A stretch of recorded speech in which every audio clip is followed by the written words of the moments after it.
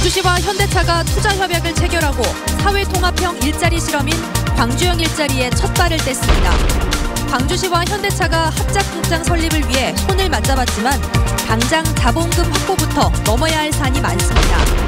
광주의 한 농협에서 복리후생비 문제로 임원들끼리 다툼이 벌어졌습니다. 고발과 해고로 이어지면서 갈등이 커지고 있습니다. 광주 지역 중고등학교 신입생들이 학교를 배정받았습니다. 학교 수가 부족한 광산구에서는 올해도 상당수가 다른 자칙으로 배정됐습니다. 여러분 안녕하십니까? 광주 MBC 뉴스데스크입니다. 사회통합형 일자리 실험인 광주형 일자리가 드디어 첫 발을 뗐습니다. 문재인 대통령이 참석한 가운데 광주시와 현대차가 오늘 광주에서 투자 협약을 체결했습니다. 광주형 일자리가 논의되기 시작한 지 4년 7개월, 현대차가 투자 의향을 밝힌 지 7개월 만의 일입니다. 먼저 김인정 기자가 보도합니다. 광주시와 현대차가 완성차 공장을 설립하기 위해 투자 협약을 체결했습니다. 여러분, 큰 박수 부탁드립니다. 협약서에는 광주형 일자리의 4대 원칙인 적정임금, 적정노동시간, 노사 책임 경영과 원하청 관계 개선이 담겼습니다. 노동자에게는 안정된 일자리를 드리고 투자가에게는 적정 수익을 드리는 노동이 존중받고 기업하기 좋은 광주를 만들자는 것입니다. 평균 초임연봉은 주 44시간 기준으로 3,500만 원 수준입니다. 평균 9천만 원이 넘는 국내 다른 완성차 공장보다 임금이 낮은 대신 광주시와 중앙정부가 주거와 보육, 의료 등 각종 복지 혜택을 제공하기로 했습니다. 35만 대를 생산할 때까지 임금 단체 협상을 유예한다는 조항이 막판까지 쟁점이었지만 관련법에 따른 노조 활동을 제약하지 않는다는 부속 조항을 달아 합의를 끌어냈습니다. 이런 새로운 시도들을 통해 지역사회는 청년 고용을 확대할 수 있고 기업들은 경쟁력을 확보하여 지속 가능한 성장을 이어갈 수 있을 것이라 생각합니다. 협약식에 직접 참석한 문재인 대통령은 광주가 사회적 대타협의 가능성을 보여줬다고 축하하며 다른 지역으로도 확산시키겠다고 말했습니다. 광주형 일자리는 혁신적 포용국가로 가는 매우 중요한 역사적 전환점이 될 것입니다. 사회적 대타협을 통해 적정 임금을 유지하면서 더 많은 일자리를 만들 수 있다는 것을 증명하게 될 것입니다. 이번 투자 협약 체결로 한동안 해외에서만 공장을 지었던 현대자동차는 23년 만에 국내에 공장을 짓게 됐습니다. 빅그린 산단에 들어서게 될 공장은 이르면 올 연말부터 착공되고 2021년 하반기부터는 경 SUV를 연간 최대 10만 대까지 생산하게 됩니다. 광주시는 직접 고용 1,000명을 포함해 만여 명의 일자리가 새로 생길 것으로 기대했습니다. MBC 뉴스 김인정입니다. 광주형 일자리 협약에 대해서 민주노총은 강하게 반발했습니다. 총력 투쟁도 예고했습니다. 민주노총의 반발 외에도 앞으로 풀어야 할 과제가 한두 가지가 아닙니다. 보도에 정용욱 기자입니다. 투자 협약이 진행되던 시각에 민주노총과 현대기아차노조는 반대의 목소리를 높였습니다. 광주형 일자리는 자동차 산업의 현실과 흐름을 무시한 과잉 중복 투자라는 겁니다. 또 저임금 불안정 노동에 기반해 생산비를 뽑아내려는 반노동 정책이라고 반발했습니다. 더 나아가서 노동 기본권, 미래, 우리의 청년 비정규직 노동자들 누가 책임이다 말입니까? 노동계의 반대 외에도 광주형 일자리는 해결 과제가 많습니다. 신설법인 자본금으로 7천억 원이 필요하지만 현재로선 광주시 590억 원, 현대차 530억 원만이 확실할 뿐입니다. 나머지 5,880억 원은 금융권이나 민간으로부터 투자를 받거나 빌려야 합니다. 투자 방식도 관건입니다. 광주시는 한때 창조경제혁신센터를 통한 우회 투자를 고려했었지만 위법적 소지가 있다고 판단해 원점에서 재검토하고 있습니다. 훨씬 신뢰할 수 있고 통제할 수 있는 어떤 그런 기관을 통해서 하는 것이 좋고 그런 측면에서 특수목적 법인 같은 것들을 만들어서 하는 것도 방법이라고 생각합니다. 완성차 공장에서 생산될 경 SUV가 잘 팔리냐도 중요합니다. 자동차 업계의 불황이 지속되고 적자가 누적되면 완성차 공장은 애물단지가 될 수도 있습니다. 자동차 시장이 내연기관에서 친환경차로 재편되고 있는 가운데 이를 어떻게 풀어내냐는 것도 완성차 공장의 지속성과 직결되는 문제입니다. 첫 발을 뗀 광주형 일자리 앞에 기대 못지않게 수많은 과제가 던져져 있습니다. MBC 뉴스 정용욱입니다. 광주형 일자리 협약에 대해서 취재기자와 함께 궁금한 점 몇 가지 더 알아보겠습니다. 정영욱 기자, 네. 앞서 보도에서 언급한 것처럼 아주 작은 SUV 차량, 그것도 내연기관 차량이 국내외에서 시장에서 잘 팔릴지 의문인데요. 판매가 부진할 경우에 현대차가 위탁 물량을 줄이거나 할 가능성은 없습니까? 네, 그럴 가능성을 배제할 수는 없는데요. 광주 공장은 현대차의 위탁을 받아서 차량을 생산하기로 돼 있죠. 주문이 줄어들면 운영이 어려워질 수 있습니다. 그래서 투자자로 참여하는 현대차가 언제든지 빠져나갈 수 있다는 시각이 존재하는 것도 사실입니다. 이런 우려 때문에 오늘 협약에서는 현대차가 판매 확대에 노력한다는 내용이 들어가 있고요. 네. 또 시장 상황에 따라 파생 모델 개발을 검토한다는 내용도 포함되어 있습니다. 아마도 친환경차 생산을 염두에 둔 것으로 보입니다. 네, 그동안의 진행 과정을 보면 문재인 대통령은 물론이고 정부와 여야 정치권이 적극적으로 광주형 일자리를 응원했습니다. 네. 이례적으로 보일 정도였는데 왜 이렇게 적극적이었습니까? 네, 아마도 최근 우리 경제의 위기 상황 때문이라고 볼 수 있겠는데요. 네. 기업들은 국내에 투자하지 않고 그래서 일자리가 줄어드는 악순환이 되풀이되고 있습니다. 이걸 끊을 수 있는 방안으로 광주형 일자리를 주목한 거죠. 현대차의 경우만 봐도 1996년 이후에 국내에 공장을 지은 적이 없었으니까요. 사회적 대타협을 통해 적정 임금을 보장하면 고비용 구조와 노사관계가 개선될 겁니다. 그러면 기업들의 국내 투자가 늘고 위기에 빠진 제조업에도 활로가 생기지 않을까 기대하는 겁니다. 네. 정경유착이 아니냐는 비판 속에서도 정부가 광주형 일자리를 적극 지원한 이유가 여기에 있습니다. 네.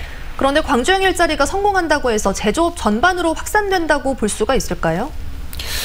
네, 정부로서는 광주에서 물꼬만 터주면 가능하다고 보고 있는 것 같습니다. 당장 홍남기 경제부총리는 올해 상반기 안에 두세 군데 지역에서 상생형 일자리를 적용하겠다 이렇게 말했습니다. 그동안 광주형 일자리 협상이 안 됐을 때 먼저 해보겠다고 나선 지역들도 있었죠. 네. 자동차뿐만 아니라 최근 위기를 맞았던 조선업 등에서도 적용이 가능해 보입니다. 그런 점에서 정부는 광주에서 시작되는 일자리 실험이 반드시 성공하기를 기대하고 있습니다. 네. 앞서 본 것처럼 노동계 특히 민주노총은 강하게 반발하고 있습니다. 민주노총의 주장 중에 새겨들어야 할 대목들은 없습니까? 네, 광주형 일자리가 단순히 임금 삭감이 돼서는 안 될 겁니다. 네. 또 다른 일자리를 뺏어오는 수단으로 악용돼서도 안 됩니다. 이런 걸 보여줘야만이 민주노총을 사회적 대화에 참여시킬 수 있을 텐데요. 또 노사민정 협의체를 통해 노조의 경영 참여를 보장하는 것도 중요하고 원청과 하청업체 사이에 공정한 관계를 만드는 것도 중요한 과제입니다. 이렇게 되면 해외로 빠져나간 공장들이 국내로 돌아오고 기업들의 국내 투자를 이끌어낼 수 있겠죠. 이게 되냐 마느냐에 따라 사업 성패가 결정될 것으로 보입니다. 네, 잘 들었습니다. 지금까지 정용욱 기자였습니다.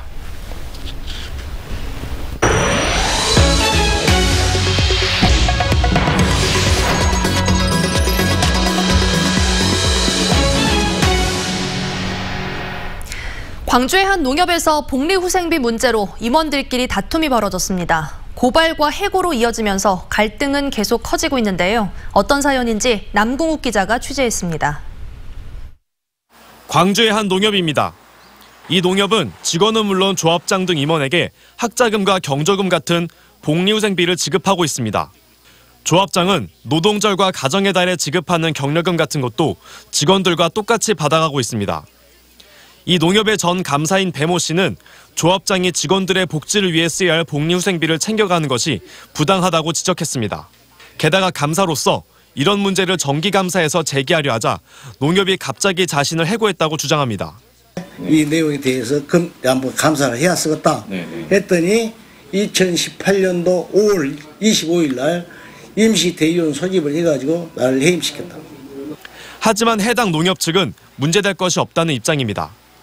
다른 농협들도 조합장 등 임원에게 복리후생비를 지급하고 있고 농협 중앙에도 현지 지역 실정에 맞게 규약을 개정하면 복리후생비를 지급할 수 있다고 유권 해석을 내렸다는 겁니다. 또 영업에 방해가 돼 배 씨를 해고했다며 이것도 문제가 안 된다고 반박했습니다. 정상적으로 지금 집행이 되어 오고 있고 지금 여기에 보시다시피 규정을 이렇게 개정하고 그 이후로 배 씨는 배임 등의 혐의로 조합장을 검찰에 고발했고 농협 측도 법적으로 다툼해 자신 있다는 입장입니다. 공익적 문제 제기 때문에 해고됐다는 감사와 합법적인 행위가 뭐가 문제냐고 맞서는 농협 측의 다툼에 검찰이 어떤 판단을 내릴지 주목됩니다. MBC 뉴스 남궁욱입니다. 목포의 부동산 투기 논란 이후 근대 건축 자산을 공익적으로 이용해야 한다는 인식이 커지고 있습니다. 시민 신탁이라는 방안도 제시되고 있는데 실현 여부가 주목됩니다. 김윤 기자가 보도합니다. 목포 근대역사문화공간 적산가옥에서 34년째 금은방을 운영하고 있는 이완주 씨. 여러 번 이 지역을 떠나려고 했지만 하염없이 폭락한 집값이 발목을 잡았습니다. 그러는 사이 매출도 크게 하락했고 집을 팔아서 신도심으로 이사 가는 것은 불가능해 주저앉고 말았습니다. 떠도 12번은 떠야 되는데 돈이 있어야 떠나죠. 이걸 뭐 적은 거 팔아가지고 어디 가서 집을 산다 해도 사지도 못하고. 최근 부동산 투기 의혹 보도로 모처럼 생기가 돌고 있다는 이 씨는 이런 흐름을 이어가는 방안이 나온다면 적극 협조하고 싶다고 말합니다. 시에서 하는 대로 좋은 모델로 만들어서 쓴다고 하면 적극 도와줄 마음은 있죠. 목포 근대역사공간의 투기를 막고 시민들이 주도적으로 도시재생에 참여하는 방안으로 시민신탁안이 떠오르고 있습니다. 시민신탁은 자산 소유주가 목포시에 10년 이상 장기간 자산을 위탁하고 목포시는 이를 관리할 자산관리 조직을 설립해 저렴한 비용에 임대하고 수익을 위탁자와 나누는 것입니다. 임대인은 저렴한 비용에 자산을 이용하고 자산관리 조직에 돌아오는 수익금은 그 지역에 다시 재투자하는 방식입니다. 첫 번째로 유휴 부동산의 투기적 활용을 차단할 수 있습니다. 두 번째로 재생을 통한 부동산 가치를 시민과 함께 공유할 수 있습니다. 이 같은 시민신탁 방안은 전국에서 처음으로 시도되는 데다 목포시도 조례제정 등에 관심을 보이고 있어 실현 가능성이 높은 것으로 알려지고 있습니다. 부동산 투기 논란으로 촉발된 목포 근대역사문화공간에 대한 국민적 관심이 새로운 도시재생에 모범을 만들어낼 수 있을지 주목되고 있습니다. MBC 뉴스 김윤입니다. 광주시 교육청이 오늘 중고등학교 신입생 배정 결과를 발표했습니다. 고등학교 배정에서는 일반고 신입생 12,000여 명이 임의 배정 없이 선지원과 후지원에서 배정됐지만 고등학교 정원이 적은 광산구에서는 940여 명이 다른 자치구로 배정됐습니다.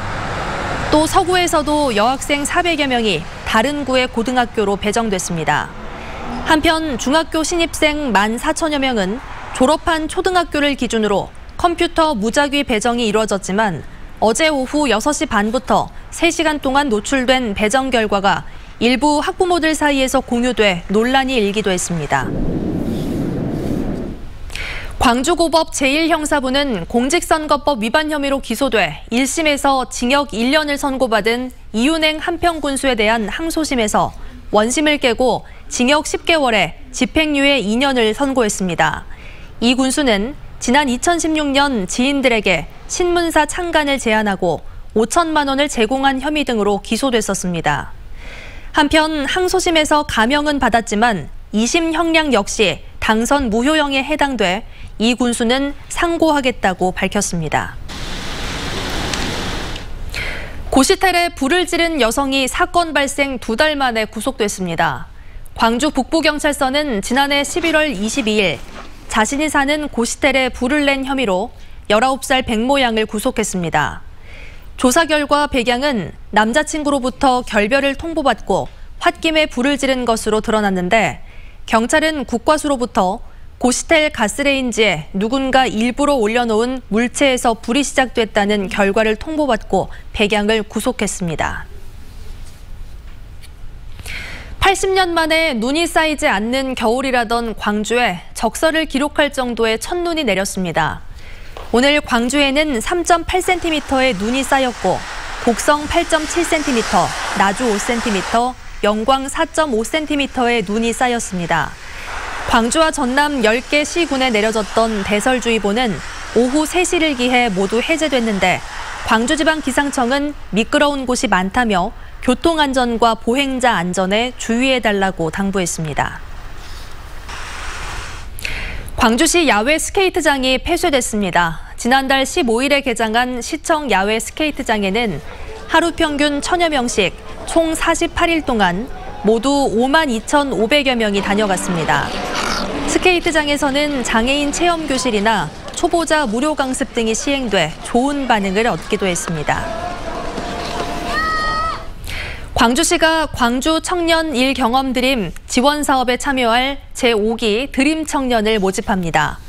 광주시는 드림 청년에 참여할 315개 사업장을 확정하고 2월 1일부터 15일까지 광주에 거주하는 만 19세에서 34세까지의 미취업 청년을 대상으로 참여 신청을 받습니다.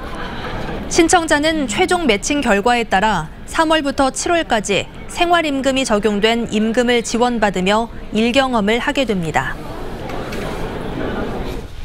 광주 출신의 근로정신대 피해자인 오경의 할머니가 2차 소송 원고로 참여한 후지코시 손해배상 소송에서 원고 승소 판결이 나왔습니다. 서울고등법원 민사 7부는 오경의 할머니 등 근로정신대 피해자 5명이 전범기업 후지코시를 상대로 낸 손해배상 청구 소송에서 후지코시가 원고 5명에게 1억 원씩을 지급해야 한다는 1심 판결을 유지했습니다.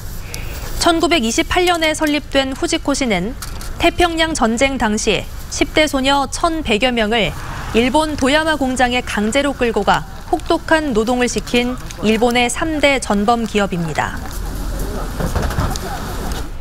광주 전남 지역의 제조업 체감 경기가 하락한 반면 비제조업 경기 지수는 상승했습니다. 한국은행은 광주 전남 본부에 따르면 이번 달 제조업 기업 경기 실사 지수는 56으로 지난달보다 5포인트 떨어졌습니다. 다음 달 업황 전망 지수는 54로 지난달 전망과 비교해 무려 12포인트가 하락한 것으로 조사됐습니다. 반면 비제조업 업황 경기 실사 지수와 업황 전망 지수는 5포인트와 7포인트씩 상승해 모두 70을 기록했습니다. 비브리오 폐혈증균이 검출된 뒤 첫 환자 발생 시기가 갈수록 짧아지고 있습니다. 질병관리본부에 따르면 지난 2014년부터 2016년 사이에는 3, 4월에 처음 균이 검출된 뒤 환자는 5, 6월에 발생했습니다.